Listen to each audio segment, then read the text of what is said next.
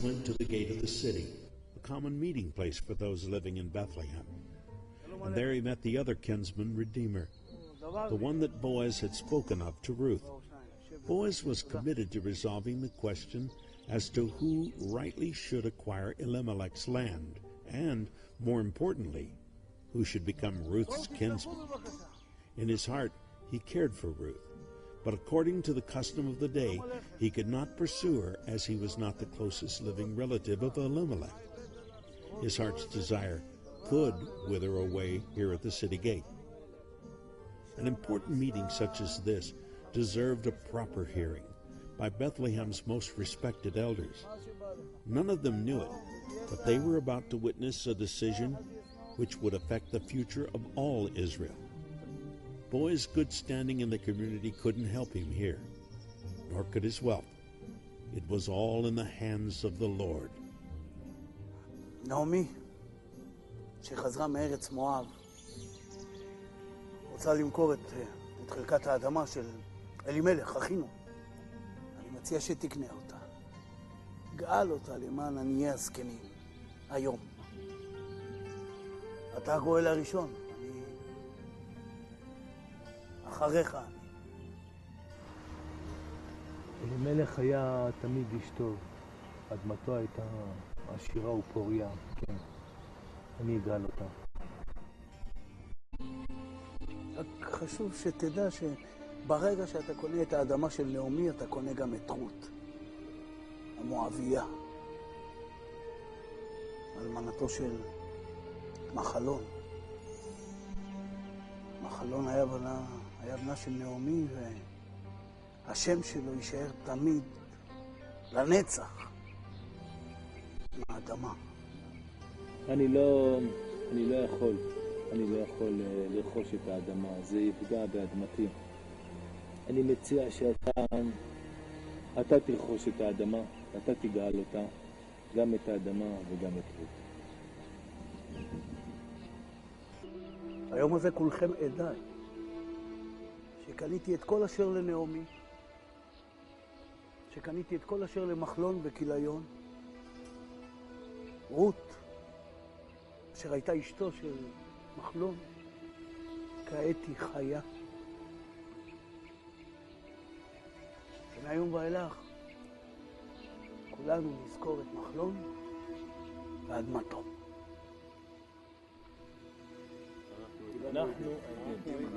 אנחנו עדים, כולנו עדים. כן, נתפלל לאישה הזאת, שתהיה כרחל ולאה, תעשה לך משפחה גדולה, ותהיה לך כבוד גדול בכל בית לחם. כן יהיה כך. אשריך. כן יהיה רצון לפניך. There's reason for celebration here at the city's gate. A once tragic story has miraculously turned for the good. Heartbroken at the loss of her family while in Moab, Naomi has returned with her daughter-in-law Ruth and become a vital chapter in a love story for the ages. Ruth, ever faithful to Naomi and the God of Israel, has gained a loving redeemer in Boaz.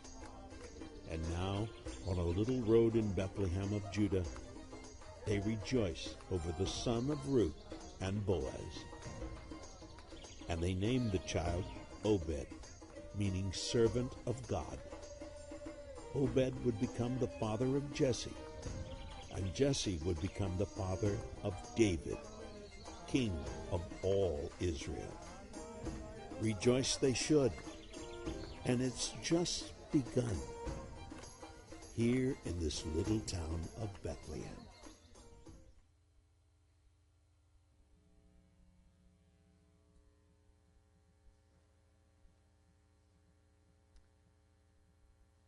If there's one thing that I've learned over 25 years of doing funerals and memorial services, it's not what you do that defines you. It's the relationships and the connections and these interpersonal commitments.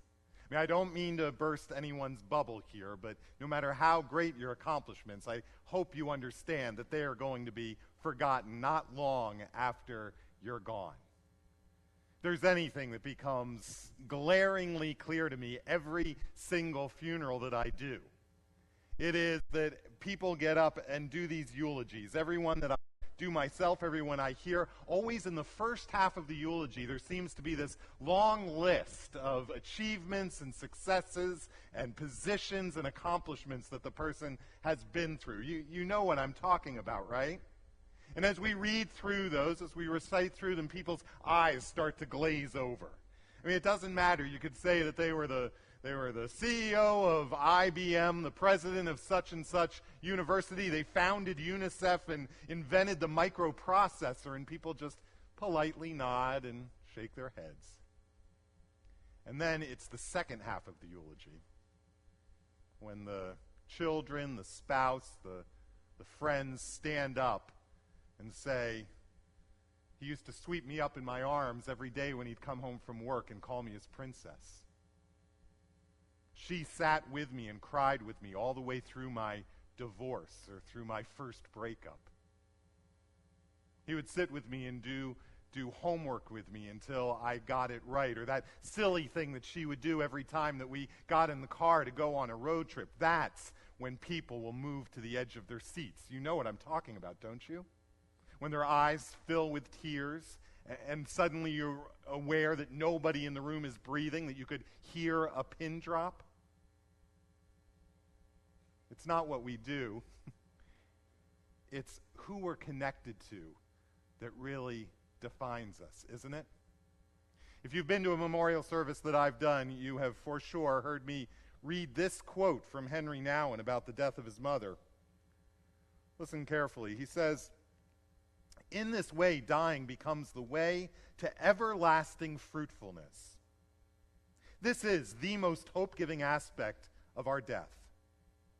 Our death may be the end of our success, our productivity, our fame, or our importance among people, but it is not the end of our fruitfulness. In fact, just the opposite is true. The fruitfulness of our lives shows itself in its fullness only after we have died. We ourselves seldom see or experience our own fruitfulness. Often we remain preoccupied with our accomplishments and have no eye for the fruitfulness of what we live. But the beauty of life is that it bears fruit long after life itself has come to an end. Jesus said it like this: "In all truth, I tell you, unless a wheat grain falls into the earth and dies, it remains only a single grain. But if it dies, it yields a rich harvest." This is the mystery of Jesus' death, and of the deaths of all who have lived in his Spirit. Their lives yield fruit far beyond the limits of their short and often localized existence. It isn't the things you do, but the relationships that you're committed to, that live on, that continue on after you're no longer here. Craig Barnes is the president at Princeton Seminary, and I am very indebted to him for much of what I'm going to say in this sermon, because in his writings about Ruth, he talks about this commitment-phobic society that we live in today. And what Craig Barnes says is that there is a common notion today that we are not interested in interpersonal commitments these days, that we're much more interested in individual pursuits of happiness. But Dr. Barnes says that he doesn't believe that that's true, or at least not entirely true. He believes that more than anything, we are scared of making these kinds of commitments, because many of us have been burned by the commitments that we've made in the past, either commitments that we've made and we've been unable to keep, and so we start to believe that maybe perhaps somehow we're flawed and we're not able to make these kinds of commitments. Or else we're burned by commitments that other people have made to us and then broken. Maybe it's a friend or a spouse or even a church. And we think, that hurts so bad, I'm not going to do that again. And we're wary of putting out our fragile and broken hearts to be hurt again. Isn't it? Or sometimes we just, in this day and age where things are moving so fast and things change all the time, people are moving in and out of our lives, and the communities that we're a part of are always changing. We think, what does it even mean to make a commitment to someone or something when I know that in a matter of time it's going to be totally different than the thing I made the commitment to? All of my therapists through the years have said that I have the classic Gen Xer commitment phobe kind of thing going on. I don't know if it's because my parents were divorced at an early age and I grew up in a household with a single mom. I don't know if it's because of my sister's death when I was just 3.5 years old, or me being part of this Gen X generation, or some kind of combination of all three. But there's no question that I've been scared to death, or at least very cautious about making big commitments in my life. I was very, very nervous about whether I thought I was being called into ministry, and the decision to go to seminary was just huge in my life. And then the decision to get married, and the decision to have children, even the decision to get a dog, I was always very careful and very cautious about. And yet, of course, as you all know, the most beautiful and important and rewarding things of my entire life have all come directly out of those commitments that I have made. That they have shaped who I am, and everything that I cherish, and everything I love about my life, and everything that I'm proud of in my life comes directly out of those same commitments. When it all comes down to it, the story of Ruth is a story of some people who made some pretty beautiful commitments. A story that to us in the 21st century here in the Western society, particularly the west side of LA, seems like super heroic levels of commitment, doesn't it? But it's just ordinary people trying to make faithful decisions towards God, toward the people that God has put in their life, and the fruits that come out of those commitments. And so, as we pick up this story in chapter 4, the final chapter in the book of Ruth, we see Boaz going to the city gate, which they said was sort of like the public square. Everyone came through there, all of the big business deals were made there, and he goes to try to find this relative who's one step closer on the family tree that he is, to try to see if he wants to exercise his right to redeem this plot of land. And when he finds him, he asks him, he said, would you like to be the redeemer of this land? And the man says, yes, he's interested. But then Boaz lays it on him that part and parcel of this commitment is going to be a commitment to take on Ruth and to marry her and to give her an heir so that her husband and her father-in-law Elimelech's name and line can continue on. And this closer relative who goes unnamed in the book of Ruth says that, well, then actually maybe I can't do this. Because, and what he says is, it will endanger my own estate. Now, I think it's worth it. It's an important sidebar to talk a little bit about what's going on here, because it's really quite fascinating. The scholars through the years have been like CSI on this, like super sleuths trying to figure out what's going on, because somehow they're not sure exactly what's happening, but somehow two very different and distinct traditions within the Jewish culture are being conflated here in this story. And they're not sure if it's Boaz himself that's doing it, or if it had become part of the common culture and custom there in Israel during those days. But when Boaz, there are two very different laws here. The first is the traditions and laws around the Levirate marriage. And what that stated is that if a man died with a wife and they didn't yet have a son to carry on the name and the inheritance, that one of the brothers of the deceased man would marry the widow of the man and then try to have a son with her, an heir that would carry on the name, and then so that the land could continue to be inherited that way. The other very distinct separate tradition and custom was the tradition around a kinsman redeemer, what the Hebrew call the Goel. And the kinsman redeemer could often be someone who is more distant in the family, usually someone of wealth and means, who would take it as their responsibility to try to buy back into the family any land that had been sold off. And in order to understand this, we need to realize that Israel had a very different idea about private property than what we do today in our Western world.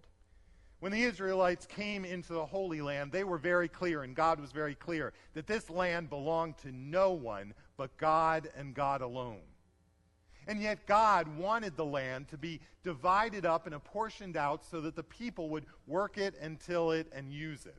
And so they divided up the land among the 12 different tribes, and then within those tribes they further divided the land into a certain land for each clan, and then even again further divided it for each family. And the intention was that that land would remain as a part of that family's inheritance for forever. And yet the reality is that there were times when people went through devastating circumstances. Maybe a famine caused you to go bankrupt. Maybe you had to move to a foreign country like Moab. And so what would happen is that you might sell your land, and you might even sell it outside of your family, or maybe even outside of your clan. And so this kinsman redeemer, the idea was that they would be a member of your family who had a good amount of money, who might buy the land back to make sure that it stayed within your family. So what the scholars believe is that most likely when Naomi and Elimelech moved from Bethlehem to a foreign country and thought they weren't coming back, they probably sold their land to somebody outside of their family or even outside of their clan. And when this happens, there were two ways that the property could eventually come back. One is through a kinsman redeemer buying it back. The other was through the year of Jubilee. Many of you have heard about the year of Jubilee, that every 50 years all of the prisoners would be set free, all of the debts would be erased, and all of the land would go back to its original owner. So that even the cost of a land, when you sold your land, it wasn't really the way we sell it with all of the rights that go along with it. It was almost more like you were renting it, that you would buy the land based on the amount of profit you thought you might be able to work out of it until the next year of Jubilee came around and the land went back to its original owner. So, and I'm not even going to say, because it's just going to confuse things too much, that the year of Jubilee, it never actually happened. It was more something that they just kind of believed would be a good idea and they kept talking about. But it affected the way that they understood ownership and how much they paid for it. And so you have this situation where Elimelech and Naomi had sold their land, and so this kinsman redeemer is willing to buy it back, but somehow, and whether it's Boaz or the culture, they've brought together these two different traditions and laws out of the Mosaic laws that made it kind of difficult for this man, because he was in the position of maybe having to pay out a lot of his money to buy this land. But when he realizes that he's also responsible for marrying Ruth and for giving her a son who will eventually inherit the land, then what he's facing is spending a lot of his money and the inheritance that his children right now are supposed to receive, and then having it not come back to them but come to a new son who would inherit that money and that land. Which brings me to the first point of three things that I want to say about commitment this morning. First, it's costly. Isn't it? There's no two ways about it. There's no other way to slice it. It's probably a good thing that no one told us that when our children were born, after just a couple of years, they were going to start having to make us pay for full airline tickets anywhere we traveled together. And that it would be probably about the same time that our kids would no longer be content just eating a few nibbles off of our plates when we went out to restaurants, but would have their own children's menu, that would have their own meals that they'd be ordering. And it wouldn't be too long before their eyes would start to wander away from the children's menu and say, I'd rather have that thing on the regular menu. That the day would come this summer when our kids would want to go to sleepaway camp. And we'd be paying hotel prices for some bed in some other place when there's a perfectly good free bed sitting empty for them at home. Our commitments are more costly than we ever would imagine, but it's not just the money, is it? Because the commitments we make in our life, they change us in ways that we never would have expected. Isn't it true? Sometimes it changes the place we live, the part of the country we live in. It changes the decisions we make and the ways that we spend our time and our energy and our money. It changes the things that we lay awake about at night being scared of. And it changes all of our values and priorities in ways that we never would have suspected. For Boaz, not only was buying this land expensive monetarily for him, but it also came with a wife who was a foreigner and a mother-in-law who kept wanting to change her name to Bitter. The commitments we make in our life, they're far costlier than anything we could ever imagine, which leads me to the second point I want to make, and that is that these commitments that we make in our life, they're not so much something that we make as they are something that we receive. The commitments in our life are not so much business transactions where we analyze the costs and the risks and the rate of returns as they are unmerited gifts that God bestows upon us at certain times in our lives. And that if we don't understand it that way, that we'll go into the commitments with the wrong frame of mind. Isn't that right?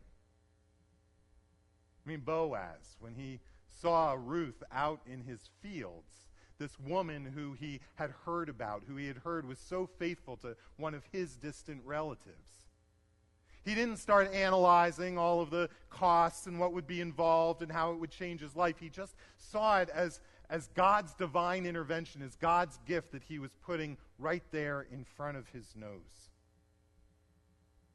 These commitments that we make in our life, the commitments that make all of the difference and end up being the thing that lives on after us, they're not so much things that we go into and we make happen as they are gifts that come from God. Last week we were talking in our sermon about unlaid plans, how we tend to be planners, especially in today's day and age. We want to have plans and contingency plans and backup plans and emergency plans for our backup plans. We want to control every aspect of our life, but these commitments that we make, the ones that really make all the difference, they're not things that we can control, are they? They come to us often when we're not expecting it, and if we are trying to control our lives too much, we might miss an opportunity to get involved in a life, to allow our story to become intertwined with someone else's story in a way that God intends for us, in a way that would change us, in a way that would shape us and mold us into the people that God wants us to be. Which brings me to my third point. That as costly as these commitments are, maybe even because they're so costly, they so often bring with them abundant and even unexpected blessings from God. Isn't it true? That so often these commitments that we make, that we never imagined that we would make, they change our lives in ways that we don't understand, in ways that we may not have even chosen, but after we do and we look back, we would have never traded for anything else in the world. And that it's those commitments that go on to shape and change our lives in ways that make all of the difference for Boaz. These commitments that they were willing to make, starting with Ruth, the commitment that she makes to Naomi, and then the commitment that Naomi makes back to Ruth, and then the commitment that Boaz makes to Ruth. They have very clear blessings that come with them. Some of the blessings are immediate. Other blessings don't become clear until our eulogies, right? And others are understood generations later. For the story of Ruth, there were many immediate things. The land gets redeemed. Naomi and Ruth are taken care of into their old age. Boaz becomes hailed and revered both in his city and in his clan. And Elimelech and Mahlon have their lines and their names saved and preserved for all time. But there are other blessings that they don't see immediately. Blessings that none of them could have ever imagined, that this little baby that's born to Boaz and Ruth, this little baby Obed, would go on to grow up and have his own baby that he would name Jesse. And that little baby would go on to grow up and have his own little baby that he would name after me. Or maybe I should more fairly say that I and all those who share my name were named after him, King David, who would go on to bless the people of Israel in incalculable ways. But then also through his faithfulness and his commitments would go on to have an offspring 1,000 years later that they would name Jesus, who would go on to bring unfathomable blessings, not only to his family, not only to Boaz and Ruth, but to every single person across this entire world. And so, as we close up this series on the book of Ruth, I want to ask you a question. I want to encourage you to go home this week and to think about this, but how are you doing with the commitments of your life? How are you doing these days with the second half of your eulogy? Are there some new commitments that God has put right there in front of your nose that God may be giving you an opportunity to make some people or things or situations that would give you a chance to hitch your story to somebody else's and maybe intertwine your destiny with other people's destiny in a way that we are not so quick to do these days? And how about the commitments you already have? Are there commitments in your life that need more of your time and your energy? Do you need to be thinking about how to pack out your resume for the second half of the eulogy? Because commitments are scary and they're costly. And God knows they don't always work out. And even when they do, they change us in ways that we never were expecting and may never have even chosen. But it's amazing, it's uncanny the way that they so often come with these abundant and often unexpected blessings from God that become the very thing that makes life worth living. Amen?